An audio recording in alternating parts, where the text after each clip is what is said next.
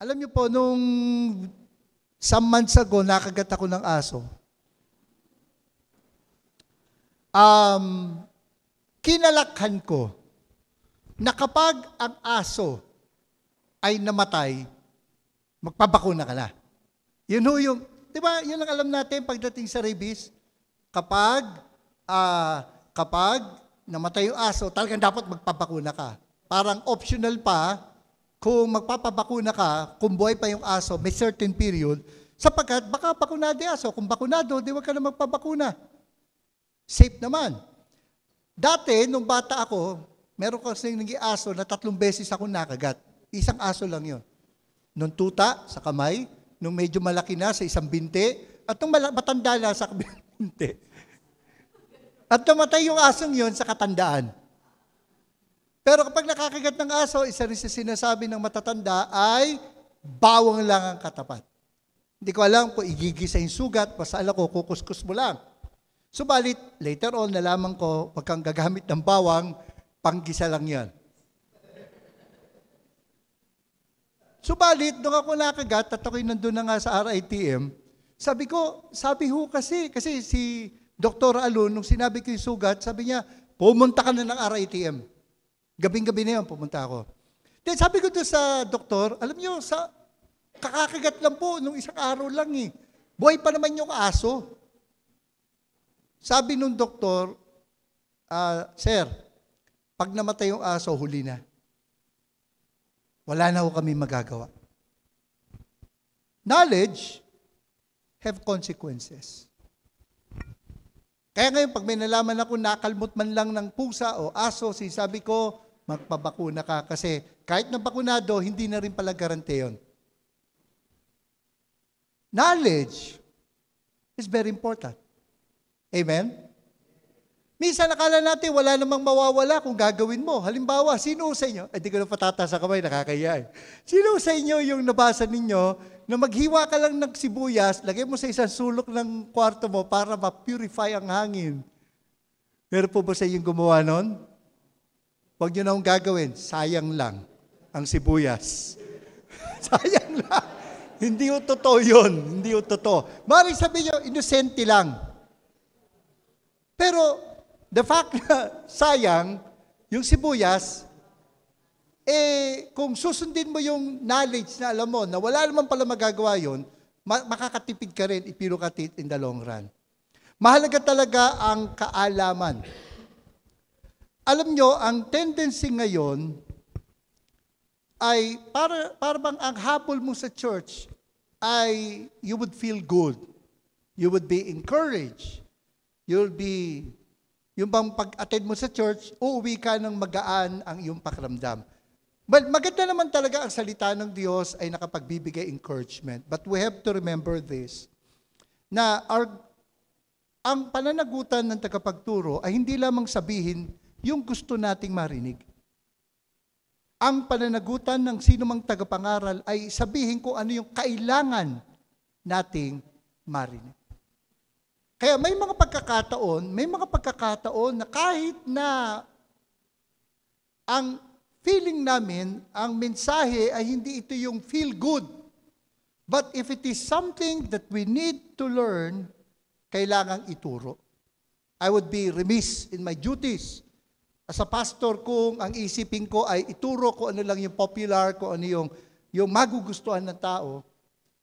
Samantalang ang tawag ng Panginoon ay ituro kung anong kailangan ng tao kahit na may mga pagkakataon, hindi ito nagugustuhan. Kaya po sa ating pagpapatuloy po ng ating serye on church matters, we will look at something na palagi nyo'ng nakikita kung sinisilip-silip po ninyong yung bulletin or dahil sanay na kayong nandyan sa bulletin, hindi na ho natin pinapansin. Sa mga may hawak po ng bulletin, bagamat tayo po may PowerPoint nito, tingnan po ninyo sa likod ng yung bulletin at makikita po ninyo ang statement of faith ng ating iglesia. Yan po ang ating pag-uusapan. God willing po ngayon at sa susunod na linggo, I'll just give you a summary of every point. Sapagkat alam mo ninyo, kahit yung first point lang ng statement of faith natin, it could take not just one sermon, it could take a series. In fact, sa Bible school, sa seminary, it took us one sem to talk about that. Pero sisikapin po natin sa umagang ito na atin po itong hihimayin or bibigyan lang isang pasada lang, overview, para po makita po natin ano nga ba ang ating pinaniniwalaan sapagkat mahalaga po na malaman natin kung ano ang ating pinaniniwalaan at kung bakit natin ito pinaniniwalaan. It is important to know what we believe and why we believe it. Tayo po lahat ito, may basahin po muna natin ang 2 Timothy chapter 1, verses 12 to 13. Sabay-sabay po natin basahin. 1, 2, go. But I am not ashamed, for I know whom I have believed, and I am convinced that He is able to guard until that day what has been entrusted to me. Tayo po'y manalangin, Panginoon, marami pong salamat. Sa pagkakataong ito ng inyong salita, ay hindi lang namin mapag-aaralan, kundi sa pamagitan ng inyong salita, makikita namin ang inyong kalooban, ang inyong kagustuhan, at nawa sa aming pag-aaral, lalo ka naming makilala ng lubusan. Lumalim ang aming pagmamahal sa inyo at sa aming kapwa, lalo na sa kapatiran. Salamat po. Sa inyo po namin itinatalaga ang aming panahon ng pag-aaral sa inyong salita sa pangalan ng aming Panginoong Hesus. Amen and amen. Makakapo na po tayo. Ang sabi po niya rito, I am not ashamed, sabi ni Pablo. I am not ashamed, for I know whom I have believed and am convinced that He is able to guard until that day what has been entrusted to me. Pasilip po natin yung sinabi ni Pablo, I know whom I have believed. Malaga po na tayo po mga mananampalataya, masasabi natin ito, I know whom I have believed. Alam ko ang aking pinaniniwalaan. Alam ko kung sino ang aking pinaniniwalaan. Dito, when I was reflecting on this verse, sabi, I know whom, not only I know what I believe. Kasi tatandaan po natin, palagi yung nating sinasabi, ang Biblia ay hindi ibinigay para madagdagan lang ang ating kaalaman. Bagamat madadagdagan talaga ang iyong kaalaman kung pag-aaralan mo mabuti ang Biblia. Subalit ang Biblia ay binigay hindi lang para madagdagan ang ating alam. Ang Biblia po binigay para po mabago ang ating buhay at higit po doon, mapalapit po tayo sa Diyos. Not only that we know what we believe, that we would know whom we believe. And of course, palagi ko sinasabi, mahalaga na alam natin kung bakit ito ang ating paniniwala at kung hindi lang kung ano ang ating pinaniniwalaan. It is my dream na bawat isa po sa atin, kung may magtatanong sa atin, kung ang ating mga anak ay magtatanong tungkol sa pananampalataya, ay kaya po nating ipaliwanag ito. Kasi mahalaga po sa bawat magulang, na paano nga naman natin ituturo sa ating mga anak ang pagmamahal sa Panginoon, kung tayo mismo ay hindi kinakikitaan ng pagmamahal na yon. At isa sa, kumbaga, magpapaigting, magpapatindi ng ating pagmamahal sa Panginoon ay kung nakikilala natin siya ng lubusan. Hindi mo naman masasabi na mahal mo ang isang tao na hindi mo talaga kilala. At totoo naman talaga, no? Tayo mga magulang, mag-aalala ka kapag sinabi ng anak mo na meron siyang mahal at yung tinanong mo, talaga, saan mo siya nakilala? Nakilala ko siya noong isang araw, online. Siyempre, kakabahan ka. Kilala mo pa talaga yan? Uso-uso pa naman yung titaw na catfishing ngayon. Di ba? Yung mga nagpapanggap, nag-aagaw ng profile, magpapanggap na sila yon, tapos ang ginagawa nila, nagnanakaw lang ng information so that they could commit identity theft sa iyo. Paano nga naman natin masasabi na mahal natin ang Diyos kung hindi natin talaga siya kilala? Kung hindi natin alam kung sino itong Diyos na ating minamahal. Kaya maganda yung sinabi ni Pablo, I know whom I have believed. At nawa, tayo din dumating sa point na masasabi natin, I know whom I have believed. At ang sabi nga ni Pablo kay Timoteo, matapos na sabihin niya kay Timoteo, that I know whom I have believed. And take note, yung knowledge na yun, hindi superficial, kasi sinabi niya, and I am convinced that He is able to guard that which He entrusted to me. So yung knowledge dun involves being convinced of the knowledge that you have. Hindi lang yung alam mo lang, kundi talagang Masasabi natin that you're committed. Talagang niyakap mo yung kaalaman na yun. At matapos doon, nasabi ni Pablo dito sa verse 13, follow the pattern of the sound words that you have heard from me in the faith and love that are in Christ Jesus. Take note, sabi niya, follow the pattern of the sound words that you have heard from me. Notice, ang tawag po sa Bible sa kaalaman ay sound words. Sound. Hindi yung ingay lang. No? Hindi yung ibig sabihin, ingay yan. Actually, yung sound words, pag tinignan mo sa Greek, it means wholesome. Wholesome. Healthy. Yan po ibig sabihin ng sound words. Sound doctrine. Wholesome, healthy. Ibig sabihin po kasi, ang totoong katuruan ng Biblia ay magdudulot ng kalusugan sa ating kaluluwa, sa ating buhay. Hindi lang siya para dito, ito'y para sa ating buhay. At minsan may mga knowledge na akala mo nakabuti, hindi pala. Pero ang katuruan ng Biblia, makakabuti. Kasi nga, sound words, sound doctrine. At bawat isa po sa atin, we are to follow the pattern of this sound words, sound doctrine.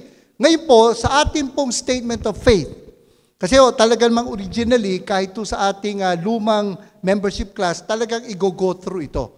And so I've decided din po na i-go through sa atin ito.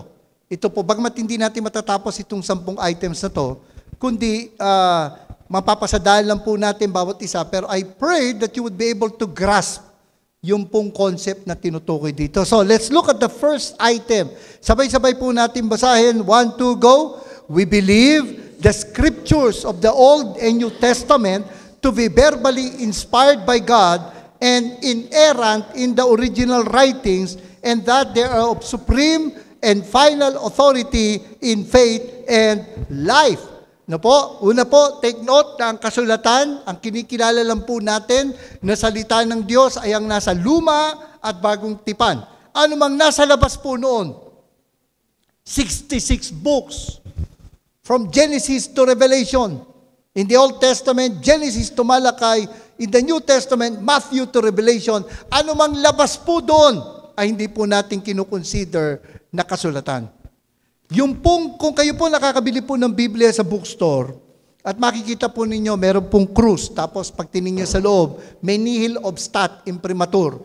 Yun po usually ay Catholic Bible with all due respect sa ating po mga kababayang Katoliko.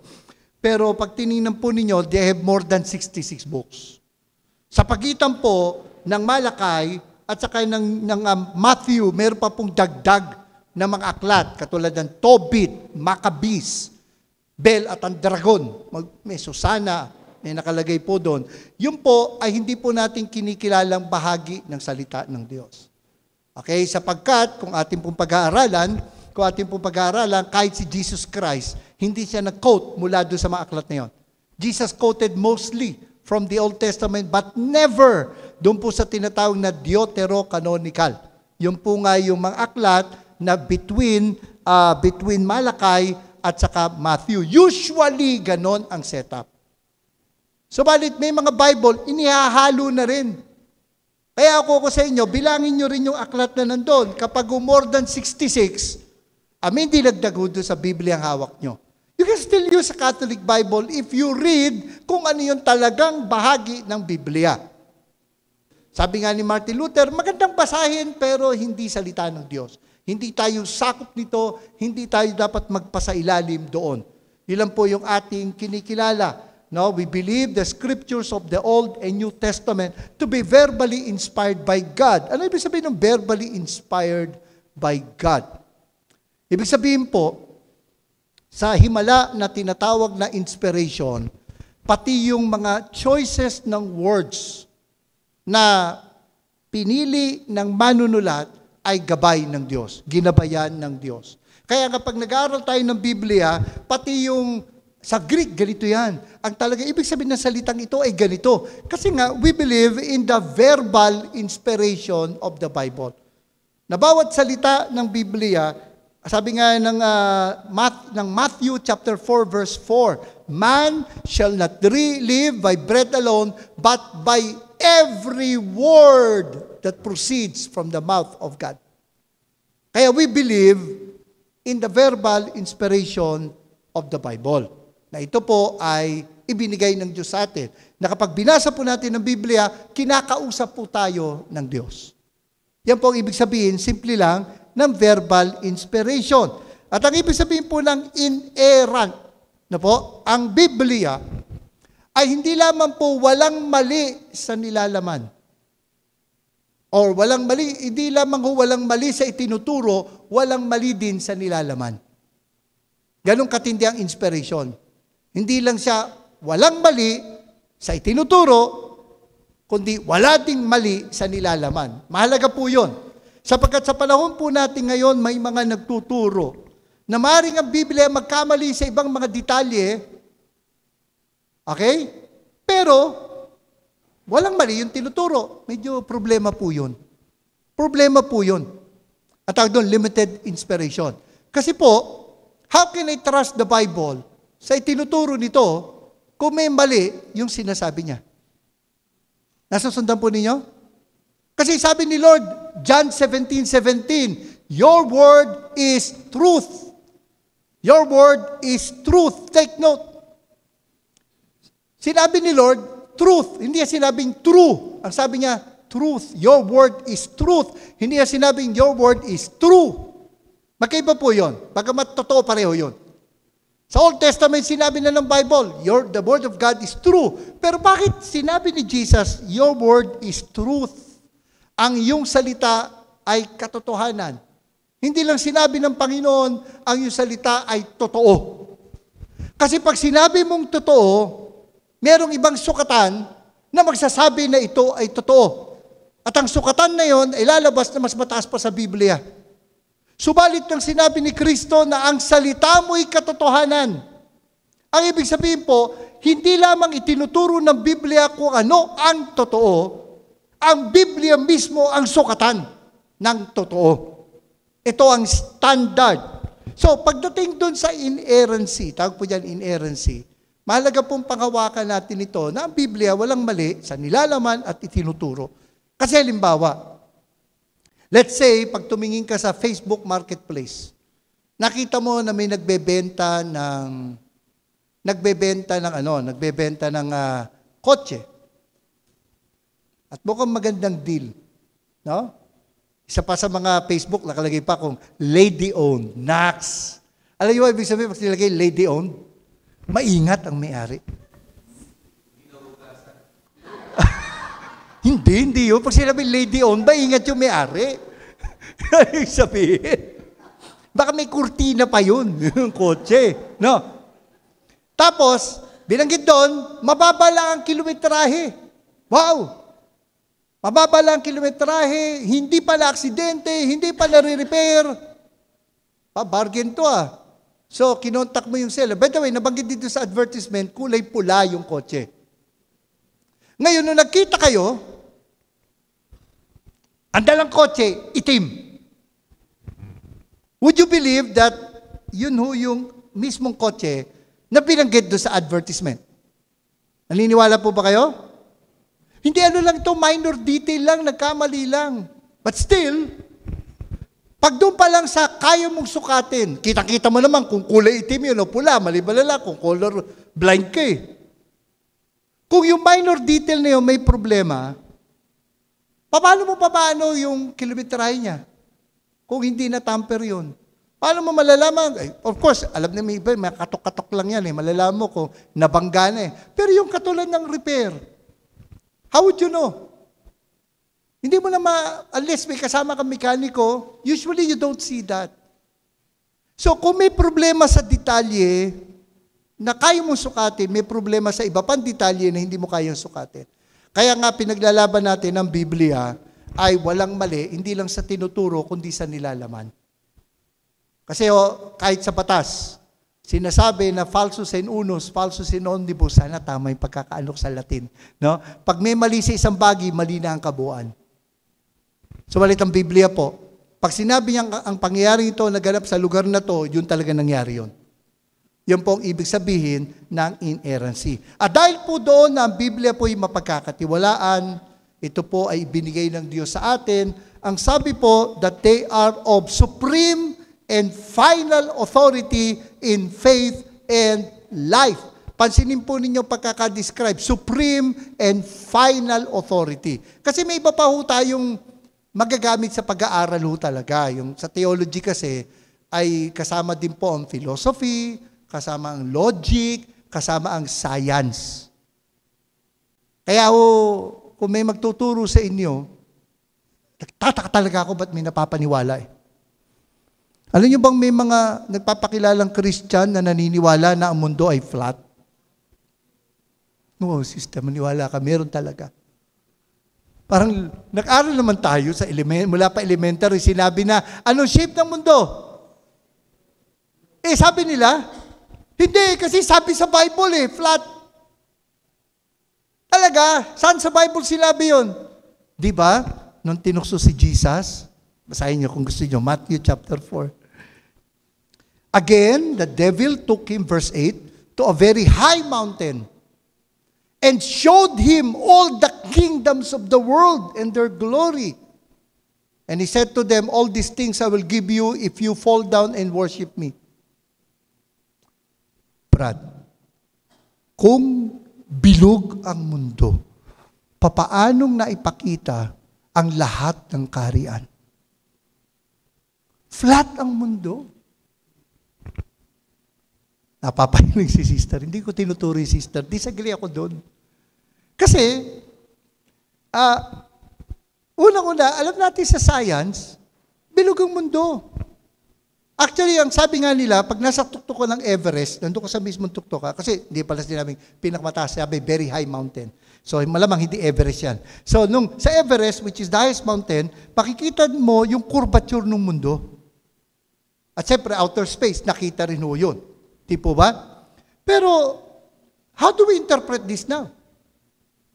Well, doon natin masasabi rin kung bakit may mga times na masasabi natin na pwede siyang figurative. Bakit? Kasi sabi sa Luke chapter 4, kung bubuksan po natin, Luke chapter 4, may sinabi po rito. Verse 5, and he led him up and showed him all the kingdoms of the world in a moment of time. Take note, in a moment of time. Ang ibig sabihin, that event, although for effect, dinala ni Satan si Lord sa sa isang mataas na lugar, the point is, what he showed him was something na through a vision, in a moment of time. So doon mo makikita, yung science, atin din kinukonsider as we study the Bible. It is also one of the authorities. Pati po yung philosophy, pati po yung logic. Actually, mahalaga yung logic. Kasi po pag sabi nga, paano mo malalaman, pastor? Kasi mga kausap ko, mga hindi naniniwala sa Diyos, sinasabi nila, palusot nyo lang naman pag sinabi yung figurative Ang paliwanag dyan, paano mo malalaman kung literal o figurative? Simple lang, kapatid. Kapag absurd, kapag sinunod mo ng literal, figurative yan. Sample, kung ang iyong kanang kamay ang magdala sa iyo sa kasalanan, anong sabi ni Lord? Putulin mo.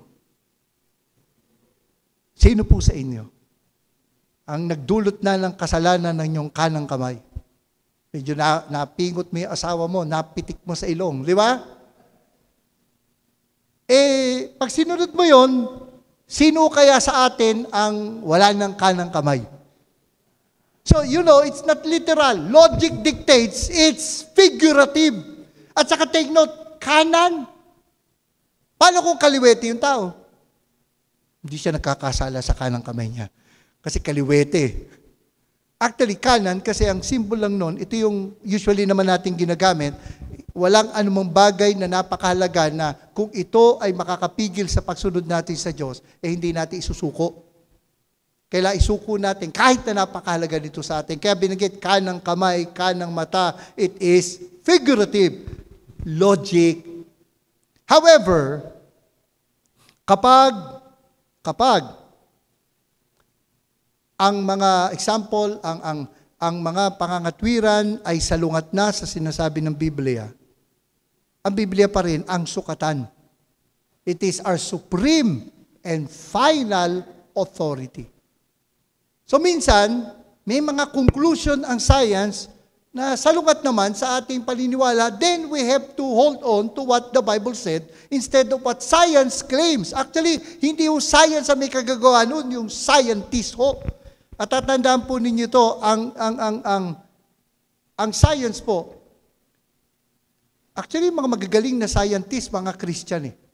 Paano, pastor, yung mga scientist na tumalikod sa Diyos, na nagsasabing walang Diyos? Actually, may pag-aaral ang isang Rice University, isang sociologist may pag-aaral, at sinabi doon na kapag yung mga scientist na nagsasabing atheist sila, hindi sila naging atheist o hindi nila tinaligdan ng pagkakakilala sa Diyos nung naging scientist sila.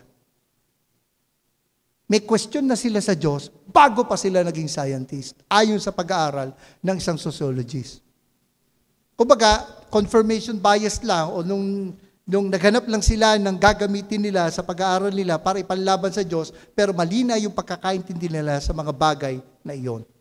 So, yun ang ibig sabihin na ang Biblia, ang ating pong supreme and final authority in faith and life. Anumang paniniwalaan natin, anumang gagawin natin, ay dapat na nakabatay sa salita ng Diyos. Ultimately, the Bible is our authority. Ultimately, ang Bible ang ating susundin. So, basahin uli natin itong statement na to. 1, 2, go.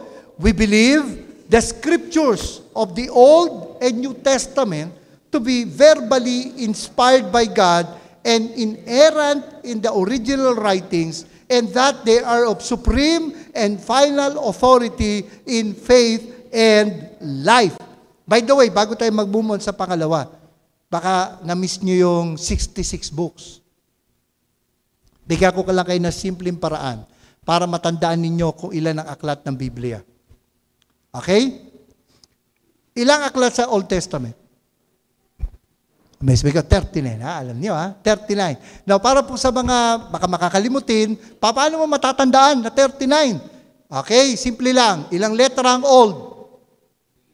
3. Ilang letra ang Testament? 9. Pagsamahin mo, 39. Oh, kita mo, alam mo na, 39 books in the Old Testament. Paano yung New Testament? Ilang letra yung New? Ilang letra yung Testament? 3 times 9.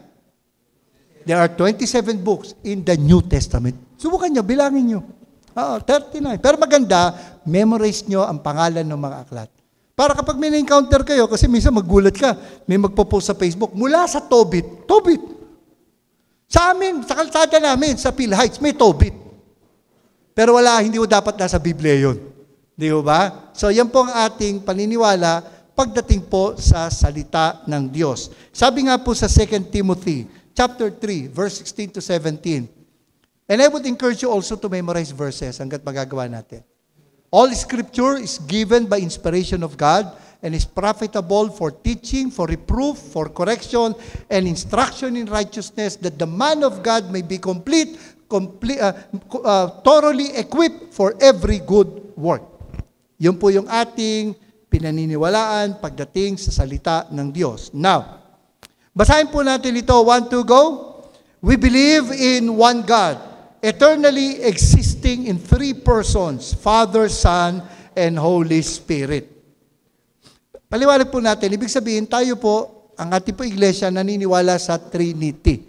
Ngayon, maring may mga ma-encounter po kayo, magtatanong, wala naman ang salitang Trinity sa Bible. Wala yung salita. Hindi ibig sabihin na hindi ito itinuturo ng Biblia. May mga terms na ginagamit tayo na to summarize the teaching, pero hindi mo makikita exact word na yun sa Bible. At kahit naman yung mga nagko-question sa atin sa paniniwala sa Trinity, hindi rin sila consistent pag yun ang katwiran nila. For example, may isang grupo na kanilang sinasabi na ang kanilang founder sugo ng Diyos. At papakita pa nila sa iyo sa Bible yung sabi daw na fulfillment noong mga ilang leader nila fulfillment ng mga hulang yun. Pero pag tinanong mo, nasa Bible ba yung pangalan ng leader nyo? Wala. Bakit doon? Kaya nyo tanggapin?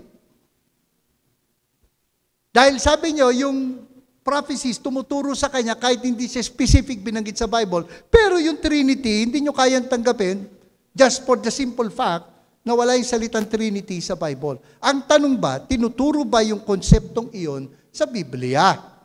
Na po? Kasi, wala rin pinagkaiba yan wala naman sa Biblia yung salitang marijuana eh. Kasi may mga namimiloso po, di ba? Bakit ka naninigarilyo? Wala naman sa Bible yung sigarilyo. Actually, meron. Hope. Di ba? Si Philip. Meron din sa Bible. Hindi, pero ang point dun, wala naman talaga yung sigarilyo sa Biblia. Tama. Wala yung salitang sigarilyo. O didalin mo na sa mas mataas, walang marijuana sa nakasulat sa Biblia. Tama? So, ang ibig ba sabihin, pwede na tayong manigarilyo? Pwede na tayong magmariwana? Wala pala eh. But you have to remember that the Bible not only gave precepts, mga specific commands, specific instructions. Ang Biblia nagbigay din ng principles, general guidelines. For example, 1 Corinthians chapter 6 verse 12, everything is permissible but not everything is beneficial. Wala ang salitang sigarilyo sa Bible, pero ito ang tanong, beneficial ba? Beneficial? Wala rin sa Bible ang vape, hindi rin beneficial. Bakit mo gagawin? Sabi ng Biblia, not everything is beneficial. So kahit na wala yung specific word, pero merong principle ng Biblia, it applies to vaping and smoking cigarettes. The same way with the Trinity. Ang tanong, ang concept po ba tinuturo ng Biblia? Dito po sa statement na to, basahin uli natin, 1, 2, go. We believe in one God, eternally existing in three persons, Father, Son, and Holy Spirit. I like the way it is worded kasi may tatlong katotohanan po pagdating dyan. Number 1, there is one God. Pag sinabi pong Trinity, hindi po tayo naniniwala na tatlo ang Diyos.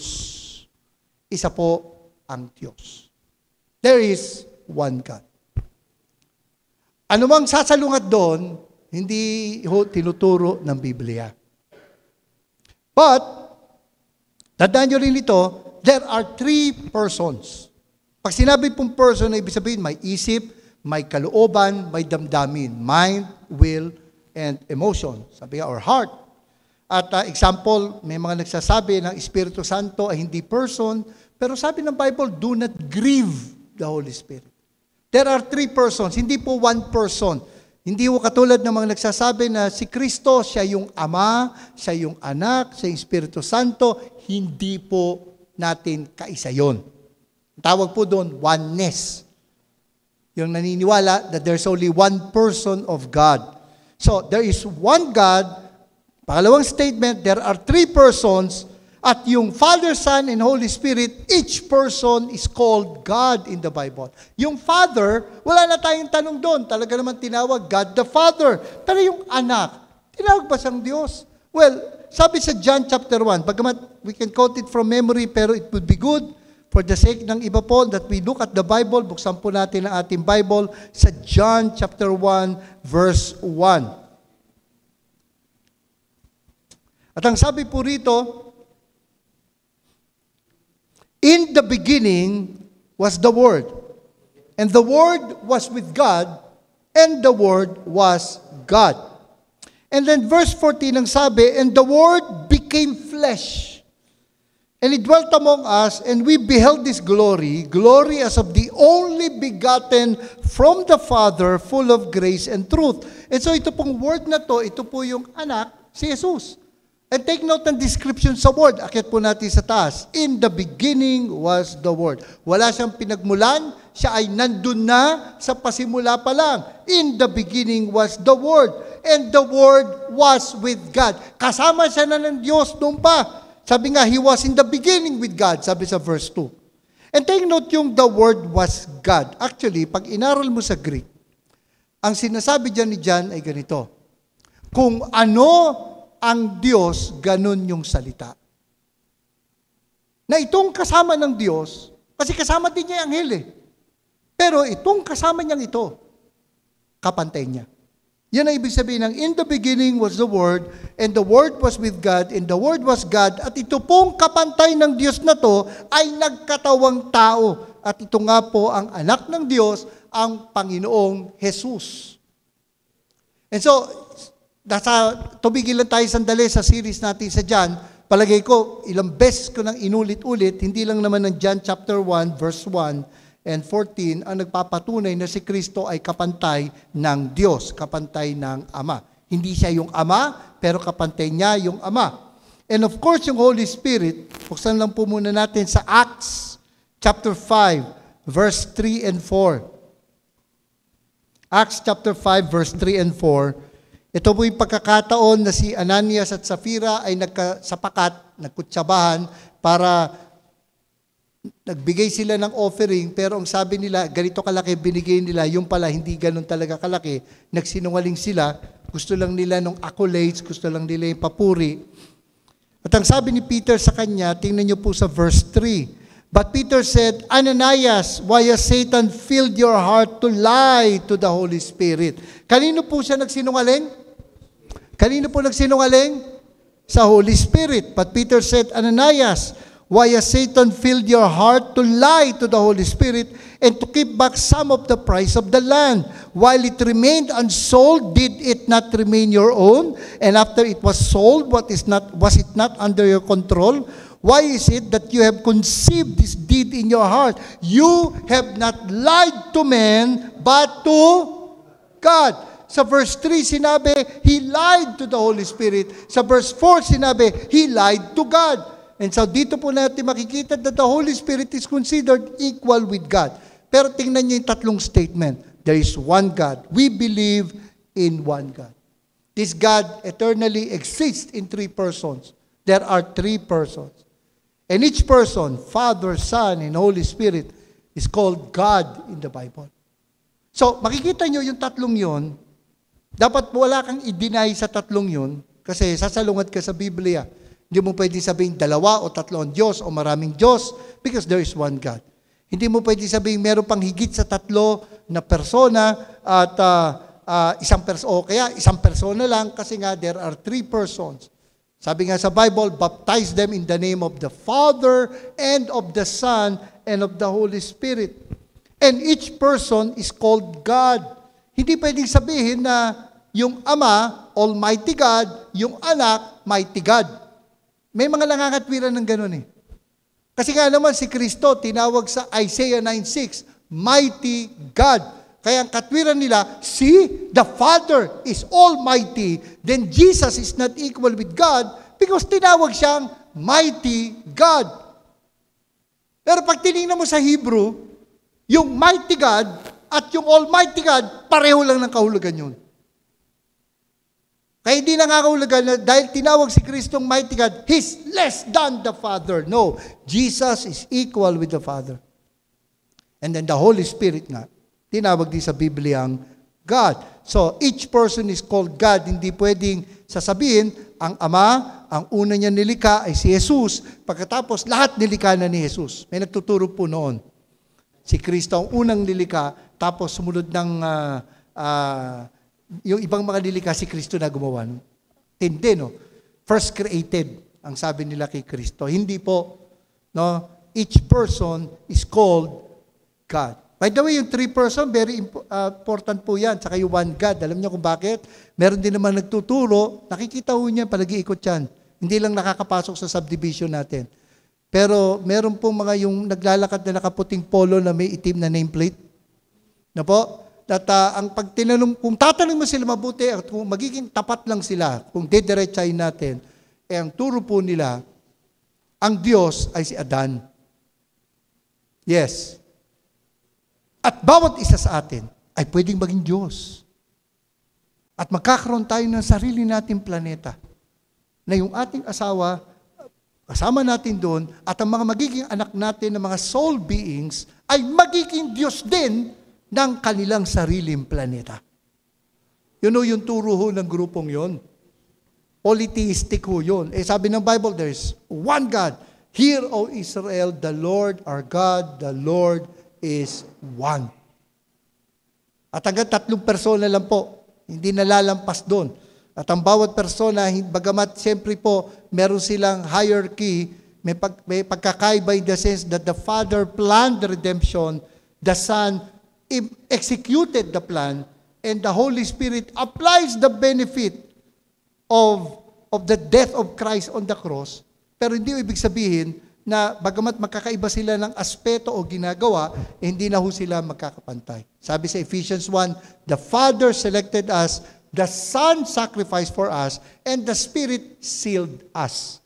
So yan po yung ating paniniwala pagdating po sa Trinity. Ngayon, it took us so much time kasi very important po ito. Pero related na rin yan dito sa pangatlo. Basahin po natin 1, 2, go. We believe that Jesus Christ was begotten by the Holy Spirit, born of the Virgin Mary, and is true God and true man. Of course, naipaliwanag ko na po na maraming beses na si Kristo, pag sinabi mong Diyos, hindi tao, nagkakamali ka. Pag sinabi mo si Kristo, tao, hindi Diyos, nagkakamali ka rin. Si Kristo, hindi ho kalahating Diyos, kalahating tao. Hindi ho si Kristo, pinaghalo ang kalikasan ng Diyos at ang tao sa Kanya, kundi iwalay po yung nature ng Kanyang pagiging Diyos at yung nature ng Kanyang pagiging tao, two natures in one person. Yun po yung ating Panginoong Hesukristo. Kaya malinaw po rito, ang Kanyang kapanganakan ay mahimala at pinanganak po siya. Very significant yan. Yung born of the Virgin Mary. Kasi po, kung siya pinanganak in the usual way, pinanganak po siyang may kasalanan. At kung siya pinanganak ng may kasalanan, hindi niya po tayo maliligtas sapagkat siya rin mismo, kailangan niya ng kaligtasan sapagkat pinanganak siyang makasalan kung he was not born of the Virgin Mary. Tayo po naniniwala na ating Panginoon po ay likas na Diyos, likas na tao. At siya po, sabi nga, ito ay nasa isang persona. At ito nga ho yung summary na tawag dito sa theology, Christology, ng kung ano po ang ating pinaniniwalaan patungkol sa ating Panginoon. Yung kanyang kamatay, muli pagkabuhay, nasa ibang item na po. Pero ito, this is talking about the nature of the Lord Jesus Christ. Actually, kung paniniwalaan mo na si Kristo ay Diyos, hindi na mahirap tanggapin ang katuruan ng Trinity. Kasi may tinatawag na Diyos Ama, then merong isa na tinawag din na Diyos sa Biblia. Pero sinabi ng Biblia, isa ang Diyos. Paano natin marereconcile yun? Tanging ang Trinity ang makakasagot nun. Maaaring sabihin niyo, Pastor, kaya nga titigil muna ako sa point na to. Baka iba po sa atin na overwhelmed na, naintindihan po natin yan. Pero ito, tandaan nyo. Isipin nyo, Pastor, anong kinalaman ngayon sa akin yan? Well, one thing, dapat kilala mo yung sinasamba mo. Anong sabi ng John 4:24? God is Spirit, and they that worship Him must worship Him in Spirit and truth. You cannot say you really worship God kung hindi mo kilala kung ano yung sinasamba mo. Wala kang pagkakaiba. Sumasamba sa bato. Pag tinanong mo, ba't ka sumasamba dyan? Sabi, sambahin ko eh. Wala kang magkakaiba pag gano'n. Subalit, ang sabi ng Bible, love God with all your mind. Na dapat, naintindihan natin kung sino yung sinasamba natin. Kaya po yung ating pag-aaral dito, this is not just an intellectual exercise, but this is actually a heart thing. Sapagkat tatandaan po natin ito, dapat umabot tayo sa point na katulad ni Pablo masasabi natin, I know whom I have believed. Knowledge ought to change our lives. Knowledge ought to bring us closer to God. That the more we know God, the more we end up loving God. Tayo po lahat ay tumayo, tayo po ay manalangin. Panginoon, sa amin pong pag-aaral na to, bagamat para kaming umunguya ng karnet, hindi umiinom ng gatas. Subalit, alam po namin na as we mature Nais po ninyo, Panginoon, na sa aming, na upang kami mag-mature, that we know you, that we grow in the grace and the knowledge of you. Na kami lalong mapalapit sa inyo sapagkat lalo ka namin nakikilala. Nakatulad ni Pablo, may papayag namin, I know whom I have believed. At nawa patuloy na ang bawat isa po, bigyan po ninyo ng matinding uhaw at gutom sa inyong salita. Na mga bagay nito, Panginoon, ay hindi lamang po mananatiling intelektual na bagay sa amin. But this is also something na lalo pong titindi ang aming pagmamahal sa inyo. Magpapalalim ng aming pagsamba sapagkat kilala namin kung sino ang aming sinasamba. Lord, I pray na ma-overcome namin yung tendency na ang nais lang namin ay yung gusto naming marinig. Kundi nawa ang bawat isa, magkaroon ng matinding pagnanais na marinig ang kailangan naming marinig. As I've said in your words, these are sound teachings, wholesome, healthy. And Lord, we want to be healthy spiritually. Gusto naming tumibay ang aming pananampalataya. Gusto naming lumalim ang aming pundasyon, ang aming saligan ng aming pong pananampalataya at pagsunod sa inyo. As we go through our statement of faith, hindi lang po nawa kami maging informed believers, but we will also be transformed. We thank you. We glorify. And now may the grace of our Lord and Savior Jesus Christ, the love of the Father, and the fellowship of the Spirit be with us all, now and forever. Amen.